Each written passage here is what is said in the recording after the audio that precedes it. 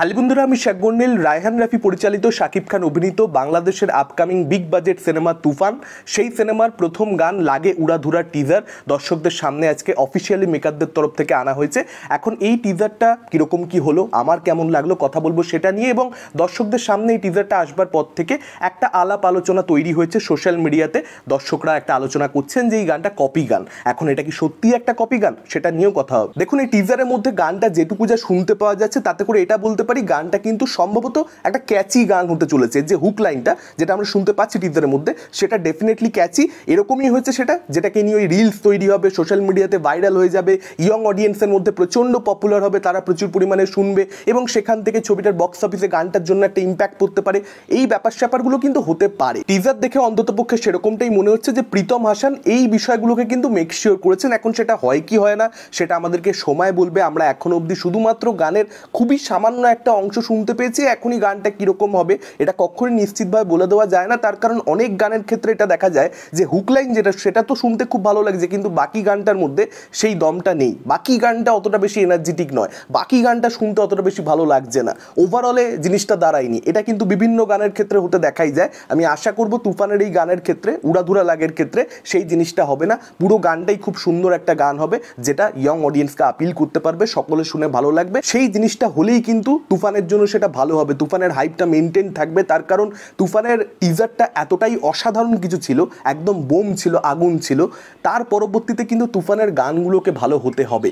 গানগুলো কিন্তু ভালো না হলে হাইপটা কিন্তু পড়ে যাওয়ার সম্ভাবনা থাকবে। ডেফিনেটলি শাকিব খানের ছবি, এত বড় ছবি, সেটাকে নিয়ে হাইপ থাকবে, অন্যান্য অনেক ছবির 10 গুণ হাইপ থাকবে। কিন্তু তুফানের টিজার কিন্তু একটা বার সেট করেছে, সেই বারটাই কিন্তু বারবার ছুটে হবে, মেনটেন করতে হবে গানগুলোর মাধ্যমে। এবং এর পরবর্তীতে যে ট্রেলারটা আসবে সেটাও কিন্তু ততটাই ভালো হওয়াটা দরকারি। তো দেখা যাক প্রীতম হাসান এখানে কীরকম গান বানিয়েছেন। এটা তো পরিষ্কার এই ভিডিওটা দেখে যে এই গানটার মধ্যে কিন্তু প্রচুর পয়সা খরচা করা হয়েছে, একটা স্কেল কিন্তু আপনারা পরিষ্কার দেখতে পাবেন। এবং শাকিব খান, মিমি চক্রবর্তী তাদেরকে দেখাচ্ছে ভালো, তাদেরকে আমরা নাচতে দেখতে পাবো। এটার বিষয়ে আগে থেকে আপডেট ছিল, আজকে টিজার আসার পরে সেটার ব্যাপারে আমরা আরও নিশ্চিত হয়ে যাচ্ছি। এবার যদি কথা বলি কপি প্রসঙ্গে, তো এই গানটা কি একটা কপি গান? দেখুন, বিষয় হচ্ছে যে একটা টিজার এসেছে, পুরো গানটাও আসেনি।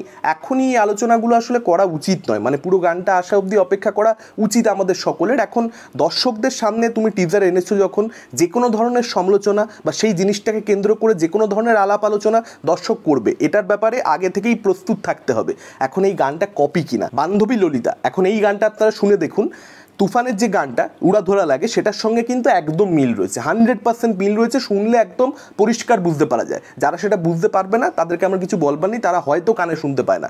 যারা কানে শুনতে পায় তাদের কিন্তু মিলটা একদম পরিষ্কার, মানে এটা কেউ অস্বীকার করতেই পারবে না যে মিল রয়েছে।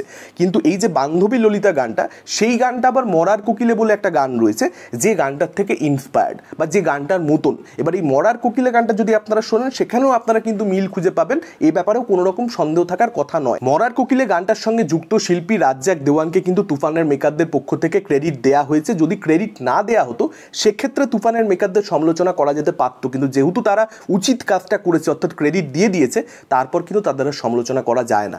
এরপরে আর এটাকে নিয়ে কোনো ধরনের আলাপ আলোচনা করে কোনো লাভ নেই, এন্ড অফ ডিবেট। তবে হ্যাঁ, আমি কিন্তু এটা বলতে পারি, আমি ধরুন কোনো কিছুর সঙ্গে মিল খুঁজে পেলাম, সেটা কোনো সিনেমা হলো বা গান হলো, আমি সুন্দরভাবে আমার রিভিউতে বা রিয়াকশন ভিডিওতে সেটা অ্যাড্রেস করে দিই। আমি বলে দিই যে আমার কিন্তু এটা মিল মনে হচ্ছে, বা মনে হচ্ছে যে ইন্সপিরেশন ডিরেক্টর নিয়েছেন, বা যিনি মিউজিক ডিরেক্টর গানের ক্ষেত্রে তিনি ইন্সপিরেশন নিয়েছেন, আমার মনে হলো আমি বলে দিই। অ্যাড্রেস করে দেওয়াটা আমাদের কাজ, কিন্তু সেটাকে নিয়ে আমি কিন্তু নেগেটিভিটি করি না, আমি সুন্দরভাবে বলে দিই, গল্প সেখানেই শেষ। এর আগেও জিতের সিনেমা বা দেবের সিনেমা বা শাকিব খানের তুফানের ক্ষেত্রেই এই কপির এলিগেশন, বড় বড় যারা সুপারস্টার তাদের এগেনস্টে, তাদের ছবির গান হোক বা গোটা সিনেমাটাই বা পোস্টার লুক, এসবের ক্ষেত্রে এই কপির এলিগেশন এসেই থাকে। কিন্তু সবসময় বা ম্যাক্সিমাম কেসেসই কিন্তু সেই কপির এলিগেশনের কোনো লজিক থাকে না। আসলে যাদের প্রচুর ফ্যান থাকে তাদের প্রচুর হেটার থাকে। এবার হেটাররা সোশ্যাল মিডিয়াতে এই কাজগুলো করবে, খুব স্বাভাবিক একটা ব্যাপার। আপনাদের কি মতামত এই পুরো বিষয়টাকে কেন্দ্র করে, ডেফিনেটলি আপনারা সেটা আমাদের কমেন্ট করে জানাতে পারেন। এই ভিডিওটা ভালো লাগলে লাইক করতে পারেন, শেয়ার করতে পারেন। আমাদের চ্যানেল নতুন হলে চ্যানেলটাকে অবশ্যই সাবস্ক্রাইব করতে পারেন। আজকের মতন টাটা, চোখ রাখুন পরবর্তী ভিডিওতে।